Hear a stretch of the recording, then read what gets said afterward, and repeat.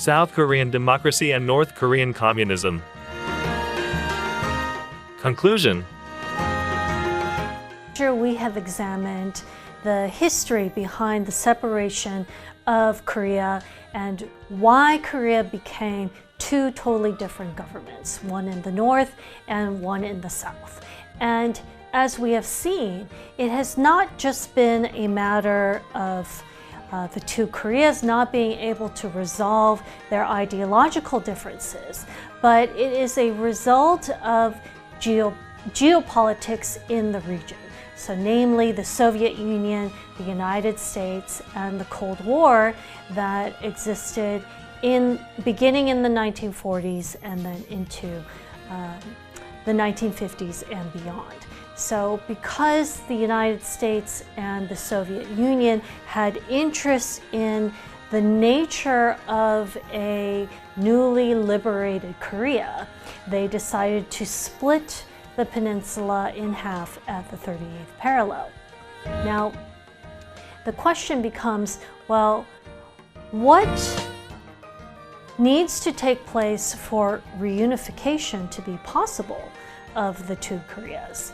And again, because this is not simply an internal matter or a matter just between the two Koreas, we need to consider the greater geopolitics of the region and what Korea's neighbors, what kind of input that they have to make regarding this. So considering China's position on this, considering the United States position, as well as Japan and Russia.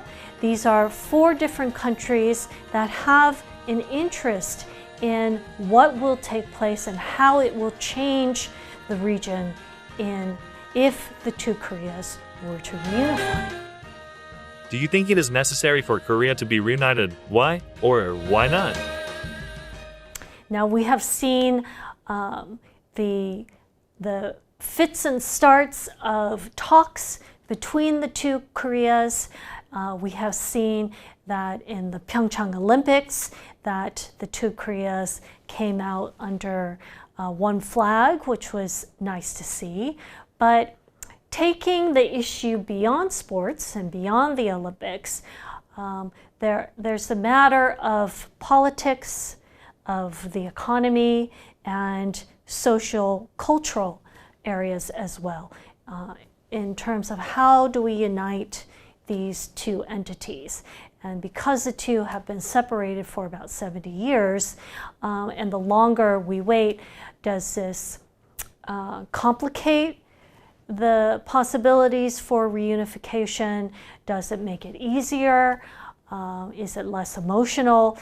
These are all the factors that need to be taken into consideration.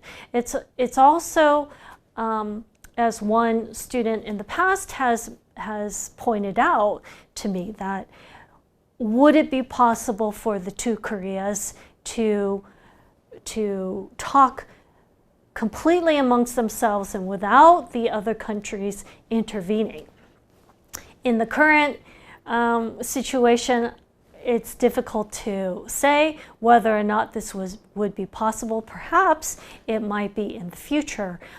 But if you take out the other countries' interests and only involved North and South Korea, maybe this can uncomplicate the matter and facilitate an easier road to reunification. But these are all the different factors that need to be taken into consideration when talking about possible reunification of South and North Korea. These are the keywords for this class: reunification,